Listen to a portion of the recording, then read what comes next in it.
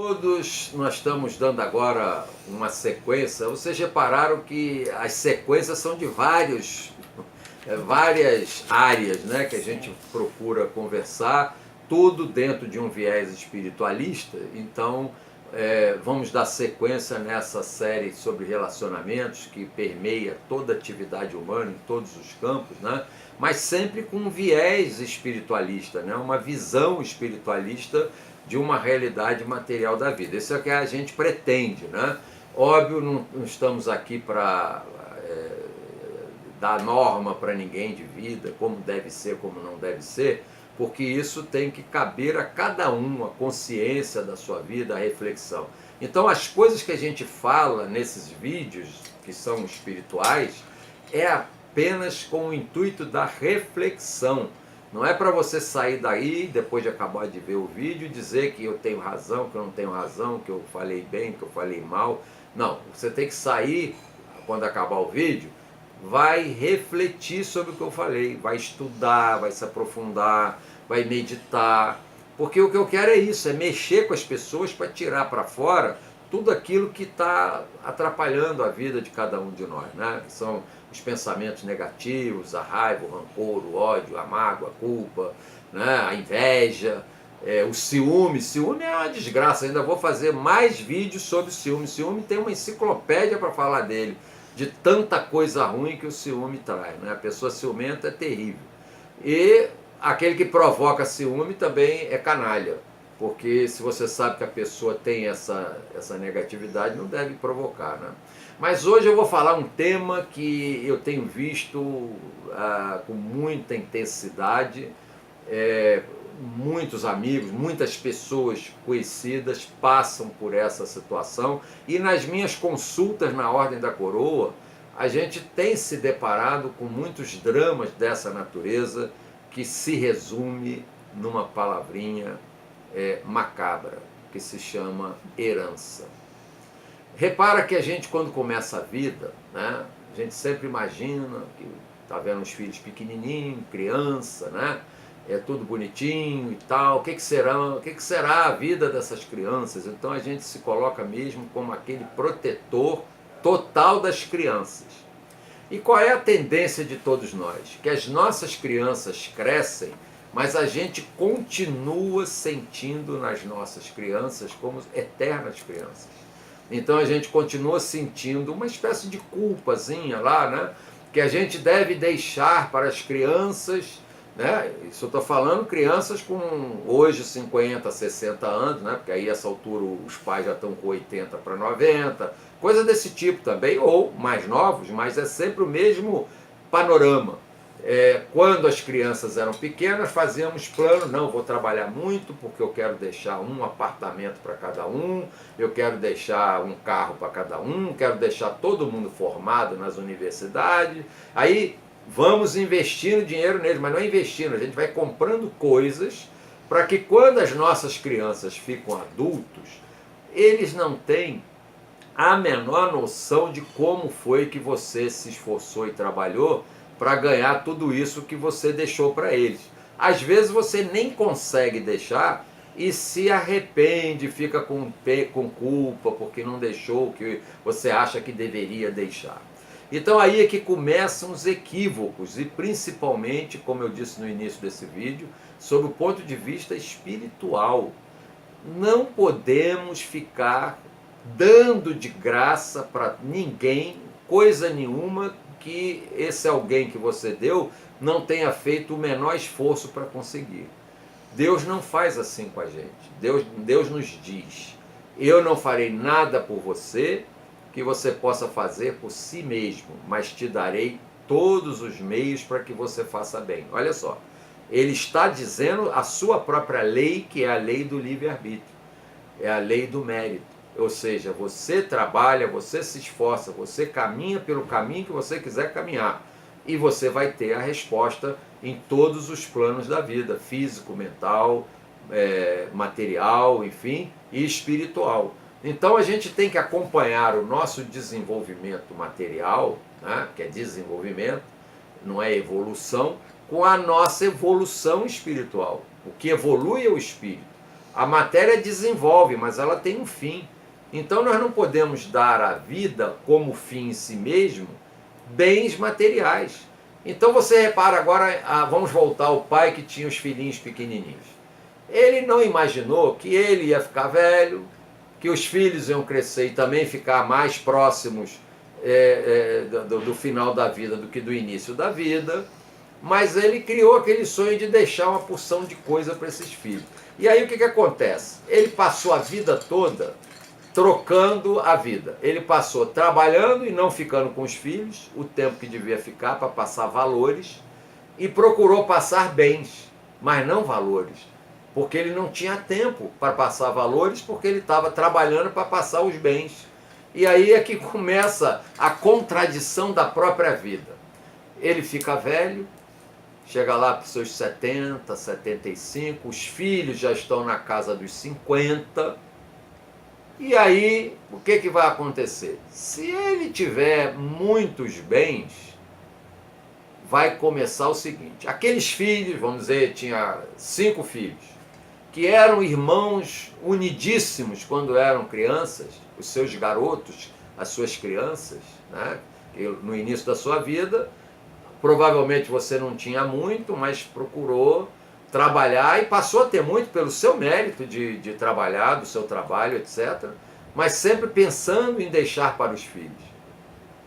Aí os seus meninos, as suas crianças, hoje na faixa dos 50, começam a ver você já lá para os seus 70, 80, também visualizando que a vida uma hora acaba. Você pode viver 120 anos, mas é só 120 anos. Então a gente tem que tratar disso sem apego, sem nada. A vida é isso, é um tempo que passa, a gente é uma passagem. E por isso que eu sempre me bato aqui, temos que viver um momento presente. A eternidade está no momento presente, não é na quantidade de anos que a gente vive. Mas é uma questão natural. Então imagine esse quadro. Irmãos na faixa, digamos, dos 50, começam a ver o patrimônio do pai, dos pais, né?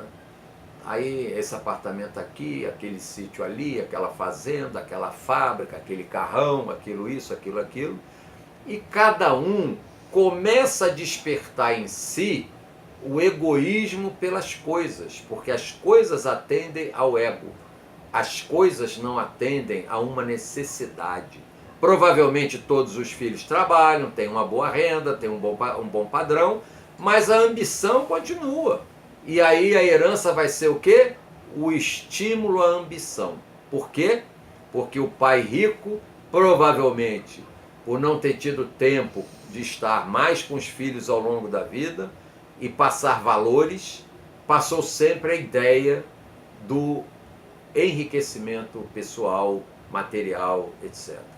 Então aí esses irmãos não vão trabalhar a herança do pai pela ótica do amor. É muito difícil, às vezes acontece, beleza, quando acontece, maravilha, os valores foram passados. O que é o amor? O amor é o outro. Então os irmãos vão dizer: não, esse apartamento é melhor, o outro está precisando mais, vai ficar para o outro, não tem problema nenhum. Aquele carro e tal, eu não preciso de carro, dá para o outro e tal. E aí, quando ele começa a abrir mão, né? Ou seja, os irmãos que têm valores, a briga não vai ser para quem quer o melhor, vai ser o contrário, que o outro vai querer que o outro fique com o melhor. E o outro, não, é você que tem que ficar. E a briga tinha que ser essa, a briga por amor.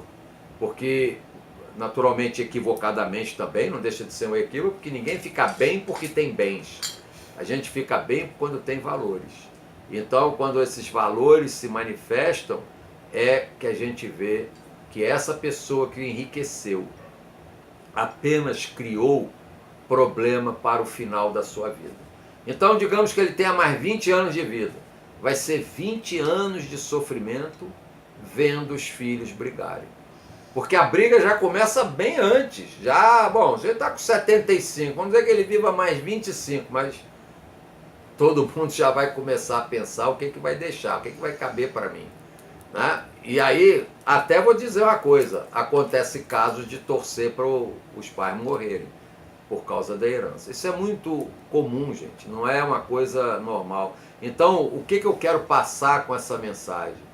Pensem todos no amor, porque os bens Assim como o pai que... Os pais, né? Falando pai, mas pode ser pai e mãe, ou a mãe e não o pai. De qualquer maneira, estamos falando de herança. Aquele que angariou a fortuna não vai levar nada para o outro lado, para o lado espiritual. Aqueles que receberão a fortuna, da mesma forma, não levarão nada para a vida espiritual. E aí, essa história de falta de valores se repete de geração em geração. Os netos já vão começar a ver os pais que também estão se aproximando de uma idade mais velha, né? Mais próxima do seu final, e também vai repetir entre os netos esse princípio de, como diz uma linguagem de pirata, né? De dividir o butim, né? Tira o que pode para poder dividir. Então, nessa questão é que nós temos que meditar e refletir. É óbvio que, às vezes, uma herança vem numa boa hora para um filho, um parente que recebeu a herança, está precisando, enfim, a herança em si não é o problema. O problema é o sentimento que se tem em relação à herança, que é um sentimento perverso por ser extremamente material e egoísta. E o egoísmo, ele aflora de uma forma como um vulcão, né, soltando larvas nas famílias que discutem isso. E existem até pessoas da mesma família, irmãos que antes se davam bem, processando, discutindo na justiça as varas ligadas a heranças, né? Tem varas de família, não sei, essa parte jurídica aí, são varas especializadas que cuidam das sucessões, né? Órfãos e sucessões, essas coisas. Está cheio de processos desse tipo, de pessoas que estão discutindo, irmãos discutindo a divisão dos bens familiares. Não é altamente conflituosa, não é uma coisa feita amigavelmente, como uma separação de casal amigável, né? Porque antes era meu bem, no final são meus bens. Então a gente fica vendo que na separação amigável é diferente, vai ser feita uma separação, tal, tudo bem, mas ninguém está brigando um com o outro, e isso tem que ser feito judicialmente. Eu estou falando dos casos jurídicos conflituosos, né? Belicosos, que estão realmente numa disputa acirrada pelos bens que foram deixados para os irmãos ou uma família, né? Então aquela unidade de família, quando já se lembra de tempos em que todo mundo se reunia no domingo em torno de uma mesa grande, provavelmente esse que é o ricaço que deixou tudo era o patriarca daquela família, era uma beleza, ele se sentia ali realizado porque tinha uma família grande, e depois quando ele está chegando ao final, porque o pior é o seguinte, quando ele morre e não vê isso, talvez o sofrimento não seja tanto. Pior é quando ele já está sentindo que está mais para lá do que para cá, como diz na gíria, e já vê a discussão dos filhos para saber qual é a fazenda que vai ficar para quem, né? Qual é o apartamento, o sítio, o que for, o bem que vai deixar, né? O avião. Então, gente, vamos refletir, isso aí não tem valor nenhum, né? Aliás, eu repito sempre isso aqui, eu gosto de repetir essa frase que eu tenho aqui, que eu falo sempre para todo mundo: tudo que tem mensurável, tudo que tem preço não tem valor.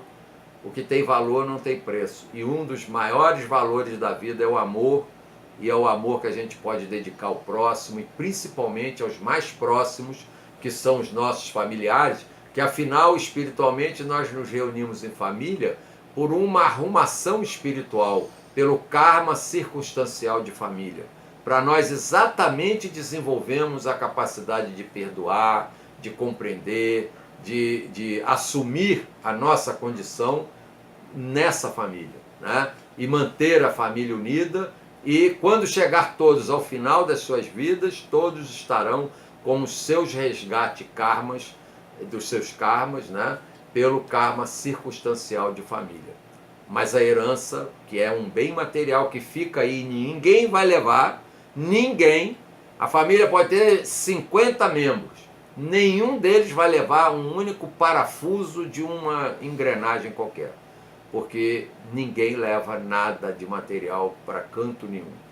Então nós temos que elevar o nosso espírito para aí sim, na nossa vida eterna, espiritual, a gente possa estar num ambiente de luz e não de trevas, como é esse ambiente de herança. Então, muita reflexão para todos, que as famílias se unam, que os irmãos reflitam, que não se deve botar o egoísmo acima das nossas vidas, porque estamos perdendo a nossa luz atrás de um egoísmo por coisas menores. Né?